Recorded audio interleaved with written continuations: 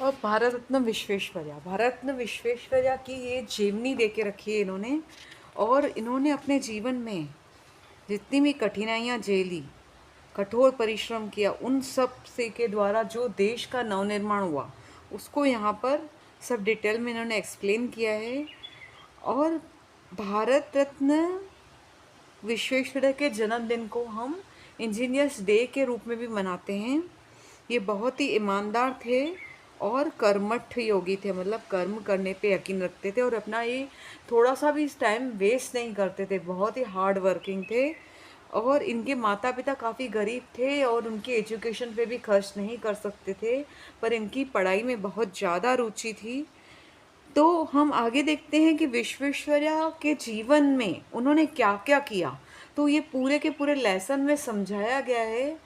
तो hello friends, मैं आपका स्वागत करती हूँ। और इसी तरह से हमने दूसरी क्लासेस को भी अपलोड किया है, जैसे एक कहानी अरबी, चीफ की दावत, रहीम के दोए, सूरदास के पद और सुजान भगत।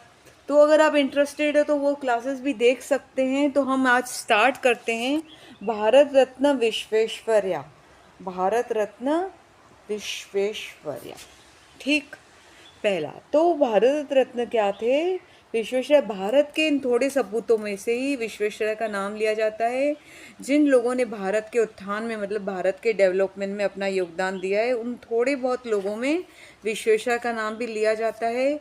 विश्वेश्वरैया एक उच्च कोटि के इंजीनियर थे और प्रशासक भी थे। अपनी प्रखर बुद्धि के द्वारा इन्होंने भारत में कृषि और औद्योगिक विकास की योजनाओं को चालू किया, मतलब भारत में सिंचाई और इंडस्ट्रियल डेवलपमेंट में इन्होंने अपना योगदान दिया। उनकी असाधारण प्रतिभा पर देश विदेश के लोग चकित रह गए। इन्होंने मतलब कुछ ऐसे काम किए कि देश विदेश के सभी लोग चकित रह गए। ये महान विश्वविद्यालय का जन्म मैसूर राज्य के कोलार जिले में मुदेनहल्ली नामक एक छोटे से गांव में 15 सितंबर को और 1861 में 15 सितंबर को हुआ। इनका पूरा नाम मोक्षगुंडम विश्वेश्वरैया था। और विश्वेश्वरैया के माता पिता बहुत गरीब थे और उनके एजुकेशन के खर्च के लिए भी उन्हें पैसे नहीं थे, पर विश्वेश्वरैया बहुत दिल लगाकर पढ़ते थे और उन्हें अपनी प्रारंभिक शिक्षा, मतलब अपनी प्राइमरी एजुकेशन को उन्होंने गांव में, मतलब मैसूर में समाप्त किया। और उसके बाद वो हाई स्कूल के लिए बेंगलोर पहुँचे। बेंगलोर में खर्चा चलाना मुश्किल था, इसलिए वे ट्यूशन्स लेते थे। और मैट्रिक में उत्तीर्ण करने के बाद वे वहीं के एक सेंट्रल कॉलेज में एडमिशन ले लिया और वहीं से उन्होंने बीए उत्तीर्ण किया। अब उनकी उम्र उस समय केवल 19 साल की थी। सेंट्रल कॉलेज के प्रिंसिपल एक अंग्रेज थे और विश्वेश्वरैया की योग्यता देखकर उन्होंने पूना के एक साइंस के कॉलेज के प्रिंसिपल के नाम एक सिफारिश पत्र लिखा। उन्होंने एक पत्र लिखा। उस पत्र में विश्वेश्वरैया की बहुत तारीफ की। वहाँ के प्रिंसिपल ने विश्वेश्वरैया को अपने कॉलेज में भर्ती किया और विश्वेश्वरैया की इंजीनियर की शिक्षा समाप्त हुई और इनके बाद उन्हें छात्रवृत्ति भी, स्कॉलरशिप भी मिलने लगी। फिर क्या था, वो अपना पूरा समय एजुकेशन में बिताते थे, ठीक है ना। ये सेकंड पैरा यहाँ है, मैंने थोड़ा फास्ट पढ़ लिया, आई एम सॉरी। आगे देखते हैं। आगे विश्वेश्वरैया समय के बड़े पाबंद थे। वे अपना एक भी पल व्यर्थ नहीं करते थे। परिणाम स्वरूप विश्वविद्यालय में समय से पहले उन्हें अपनी एजुकेशन कंप्लीट कर ली थी। और बम्बई विश्वविद्यालय में यह नियम था बम्बई गवर्नमेंट के, कि जो प्रथम आएगा उसे नौकरी भी दी जाएगी। तो उन्होंने 23 वर्ष में इंजीनियरिंग असिस्टेंट इंजीनियर के पद पे वे नियुक्त हो गए। बम्बई सरकार की नौकरी के साथ करते उन्होंने नहरों का निर्माण किया और बड़ी दक्षता प्राप्त की। शहरों के लिए उन्होंने पानी और नालियों का प्रबंध भी किया। और शहरों के लिए पीने की पानी की व्यवस्था करना अब आसान काम नहीं था, फिर भी उन्होंने पानी को इकट्ठा करके घर घर पहुंचाने का काम भी किया था। इसलिए अनेक प्रमुख नगरों में पानी और नालियों की व्यवस्था करने के लिए उन्हें निमंत्रण दिया गया, मतलब उन्हें एक काम दिया गया, ठीक है। विश्वेश्वरैया जब 31 वर्ष के थे तभी उन्होंने एक बहुत बड़ा कार्य साध लिया। वह शहर बैरेज तथा वाटर कर्स का निर्माण, बात सन 1814 की है, सॉरी 1894 की है, 1894 की है।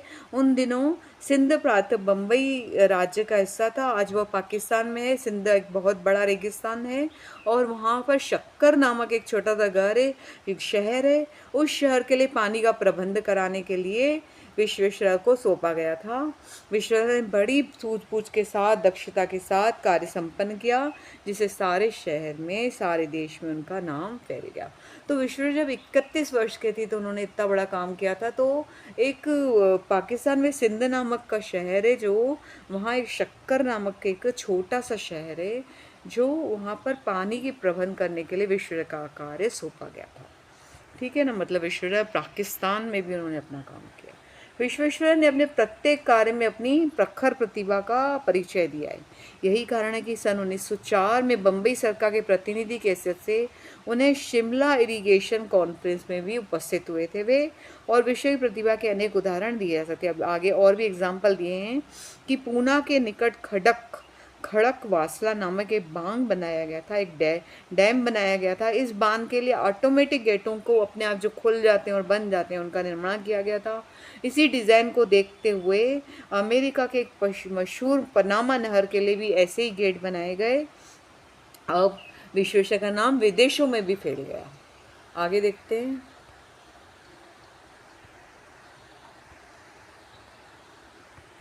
आगे बोल रहे हैं कि विश्वेश्वरैया ने जब बम्बई तथा सिंध के वाटर कवर्स का प्रबंध करने में अपना नाकाम कमाया तो उन्हें अदन में बुलाया गया। वहाँ पर भी उन्होंने शहर के लिए पानी का इंतजाम किया और नालियाँ भी बनाई।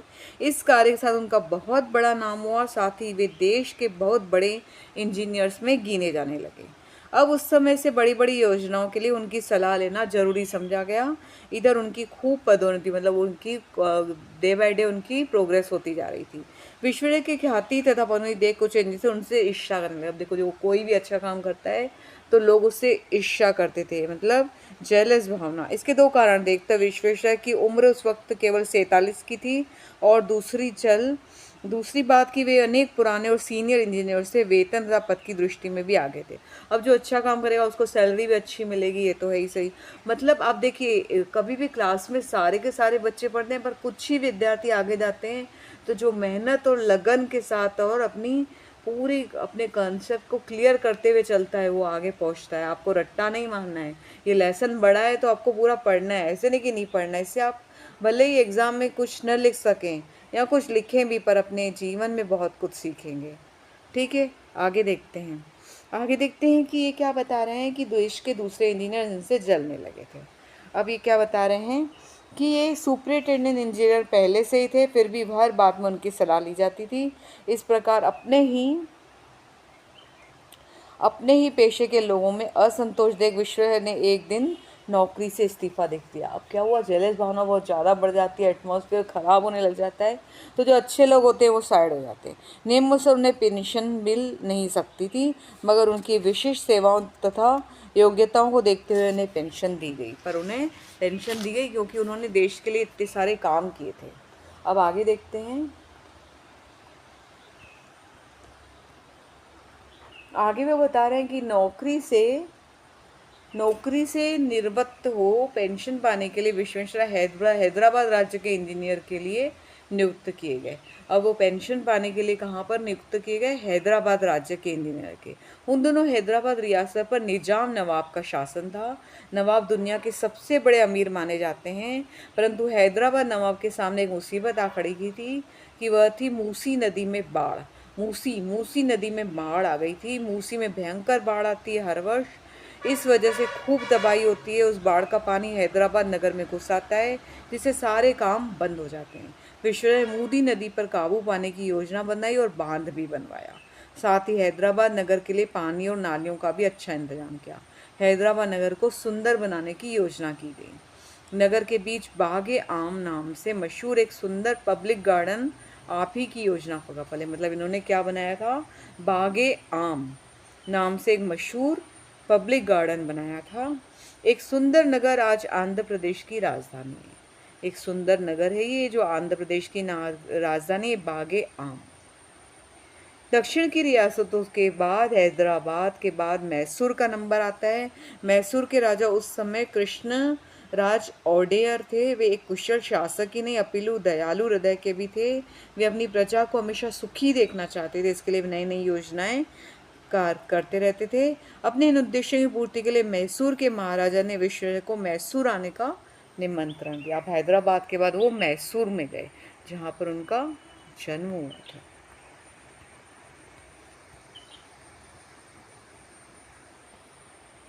विश्वेश्वर अभी मैसूर के राज्य के निवासी थे, उन्हें भी अपनी मातृभूमि की सेवा करने में आनंद का अनुभव हुआ।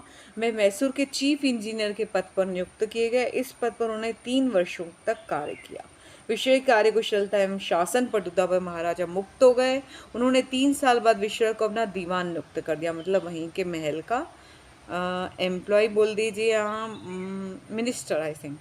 इस पद पर वे 6 साल तक कार्य करते रहे। इन 9 वर्षों की अवधि में विश्वेश्वर ने अपनी योजनाओं पर अमल करके मैसूर राज्य का नक्शा ही बदल दिया। ठीक है, विश्वेश्वर ने दीवान के पद पर कार्य करते समय राज्य के हर विभाग में सुधार किया, नई नई योजनाएं चालू की, राज्य की आमदनी बढ़ाई, बड़े बड़े कारखाने खोले, नई नहरों के द्वारा 1.5 लाख एकड़ भूमि की सिंचाई का इंतजाम किया गया। 1.5 लाख भूमि की सिंचाई का इंतजाम किया गया। मैसूर राज्य के विश्व समुद्र जल प्रपात पर बिजली पैदा करने का कारखाना उन्हीं की देखरेख में खोला गया था, शिव समुद्र जल प्रपात पे। विश्वेश्वर ने औद्योगिक दृष्टि से मैसूर राज्य के स्वरूप को बदलने का सफल प्रयत्न किया है। उन दिनों में विश्वेश्वर ने अनुभव किया कि किसी प्रदेश की प्रगति संबंधी उस प्रदेश की सिंचाई की व्यवस्था और औद्योगिक उन्नति पर निर्भर है। ठीक है ना, जितनी ज़्यादा कृषि होगी उतनी ज़्यादा हमारी आय बढ़ेगी और वहाँ के देश की उन्नति होगी, वहाँ के प्रदेश की उन्नति होगी। यही कारण है कि उन्होंने मैसूर राज्य के में चंदन का तेल, सीमेंट, साबुन, इस्पात तथा कागज के कारखाने खोले। ठीक है ना, कितने सारे खोले, सीमेंट का, साबुन, इस्पात तथा कागज के कारखाने खोले। वृद्धावती में स्थापित इस्पात का कारखाना उन्हीं के पर्यवेक्षण में निर्मित किया गया था। मैसूर राज्य के विकास में विश्वेश्वर ने प्रमुख 3 कहे जा सकते हैं। उनमें प्रमुख है कावेरी पर बांध बनाया। यह बांध कृष्णराज सागर नाम से मशहूर है। इस बांध के निर्माण से जहां उद्योगों के लिए बिजली प्राप्त हुई थी, वहीं सिंचाई के लिए पानी भी मिला था। मैसूर राज्य के विकास में कृष्णराज सागर का प्रमुख स्थान है, क्योंकि भारत में बांध बनाने के अपने ढंग का यह पहला ढंग है, मतलब कुछ हटके बनाया था इन्होंने। इसका पूरा श्रेय विश्वेश्वरैया को प्राप्त है। इस बांध को देखने के लिए दूर दूर से लोग आते हैं और इससे बनाने वाले की तारीफ करके थकते नहीं हैं। कौन सा बांध है? कृष्णा सागर। अगर आप मैसूर में जाएंगे तो ज़रूर देखिए कि कृष्णा सागर जो विश्वेश्वर ने बनाया था, ये एक अलग ढंग का बांध है। ठीक है, आगे हम देखते हैं कि मैसूर को वास्तव में इंद्रपुरी बनाने का एक श्रेय भी विश्वेश्वरैया को प्राप्त है। नगर को सुंदर बनाने की दिशा में वृंदावन उद्यान उन्हीं की योजना का सुंदर परिणाम है। वह नंदन वन माना जाता है। भारत के सुंदर उद्यानों में से एक कौन सा? वृंदावन उद्यान, इंद्रपुरी। ठीक है, आगे देखते हैं।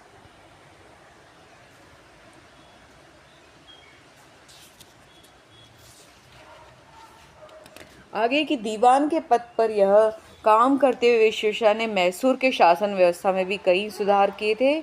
पंचायतों की व्यवस्था की गई थी। गांव और शहरों में जनता के द्वारा प्रतिनिधि चुना गए थे, जो वहां के सुधार कार्यों को में सरकार को सलाह देते थे। इस प्रकार जनता और सरकार के बीच सहयोग की भावना बढ़ी और राज्य का अच्छा विकास हुआ। विश्वेश्वरैया ने मैसूर राज्य के लिए अपना एक बड़ा बैंक भी बनाया। इस प्रकार राज्य के आर्थिक विकास में भी उनकी देन अद्भुत है। शिक्षा के क्षेत्र में विश्वेश्वरैया ने राज्य की अभूत उन्नति की है। उन्होंने दक्षिण में केवल मद्रास विश्वविद्यालय स्थापित किया। उस समय सारे देश में केवल 5 विश्वविद्यालय काम कर रहे थे। विश्वविद्यालय ने मैसूर राज्य के लिए एक अलग विश्वविद्यालय स्थापित किया। इस प्रयत्न में उन्हें अनेक बाधाओं का सामना करना पड़ा। आखिर वे अपने प्रयत्न में सफल हुए। विश्वेश्वरैया के अंदर अथक प्रयासों के द्वारा मैसूर राज्य ने हर दिशा में उन्नति की। लोग भी खुशहाल थे। इसका प्रभाव पड़ोसी राज्य मद्रास पर भी पड़ा। मद्रास के लोग भी अपने प्रदेश की तरक्की चाहते थे और इसलिए वे कि मद्रास राज्य पर अंग्रेजों का शासन था। अंग्रेज जहाँ मद्रास राज्य की उन्नति करना नहीं चाहते थे, वहाँ पर मैसूर राज्य की उन्नति भी उनसे देखी नहीं गई। उन लोगों ने विश्वेश्वरैया के विरुद्ध मैसूर महाराजा के कान भरना शुरू कर दिए। ऐसी दशा में विश्वेश्वरैया ने वहाँ पर भी काम करना अपनी शान के विरुद्ध समझा और 1918 में उन्होंने अपने पद से इस्तीफा दे दिया।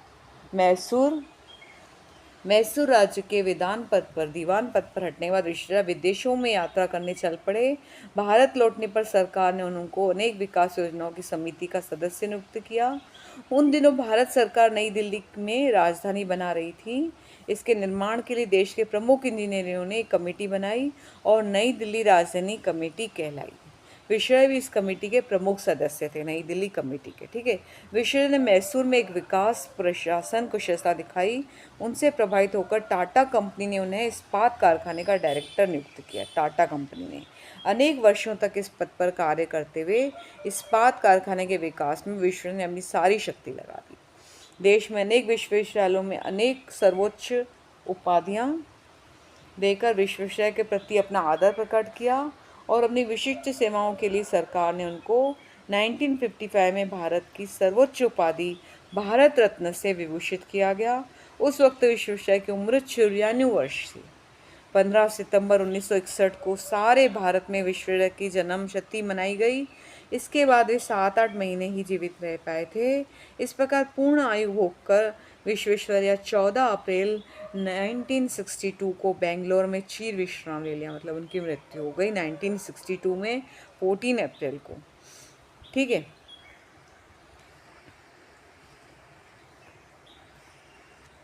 फिर क्या है, श्री विश्वेश्वरैया एक कर्मयोगी थे। देखो, कर्म करते हैं, अपनी पूरी जिंदगी में उन्होंने कर्म किए। उन्होंने जीवन प्रयत्न विश्राम नहीं किया। उनकी दीर्घायु का कारण पूछने पर उन्होंने यही बताया कि वे समय पर अपने सभी काम करते थे, वे व्यायाम करते थे, अपने समय का सदुपयोग करते थे, वे सदा मेहनत करते थे और दूसरों से भी यही आशा करते थे। मतलब उनका एक मैसेज है कि आपको मेहनत करते हुए चलना है, मतलब आपको पूरा लेसन पढ़ना है, मेहनत करना है।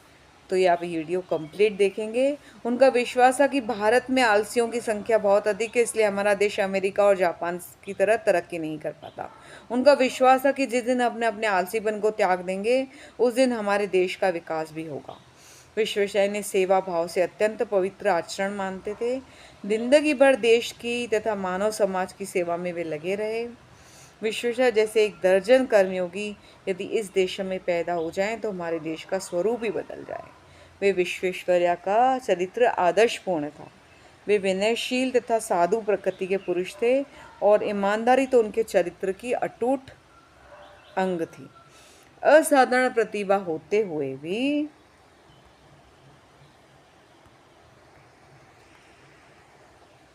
कभी गर्व का अनुभव नहीं किया। वे सदा सारे देश में विकास करते हुए सपने देखते रहे। अपने जीवन काल में उन्होंने कई प्रकार के सपने देखे। अपने श्रम और स्वावलंबन द्वारा कोई भी व्यक्ति हमारी समाज में ऊपर उठ सकता है, इसका जबरदस्त प्रमाण विश्वेश्वरैया की और जीवनी है। आज हमारे बीच डॉक्टर विश्वेश्वरैया नहीं है, फिर भी उनके द्वारा निर्मित बांध तथा कल कारखाने और अनेक स्मारक बने हुए हैं जो उनकी अनुपम बुद्धि कुशलता का स्मरण दिला रहे हैं। ऐसे महान विश्वेश्वरैया पर सारे भारत को गर्व है। तो आपको ये जीवनी कैसी लगी और आपने इस जीवनी को कैसे सीखा और अपने जीवन में आप उसको किस प्रकार से लागू करेंगे, तो आशा रखती हूँ कि आप सभी अपने जीवन में कर्मठ होकर अपने मेहनत से अपने जीवन में आगे बढ़ेंगे और अपने समय का सदुपयोग करेंगे और दूसरे लोगों से ईर्ष्या न करते हुए अपने पथ पर आगे बढ़ते हुए, नित्य आगे बढ़ते हुए देश में तरक्की करेंगे, अपनी तरक्की करेंगे और राष्ट्र की तरक्की करेंगे। तो आपको ये लेसन कैसा लगा, ये जीवनी कैसी लगी, please share, subscribe, like and comment.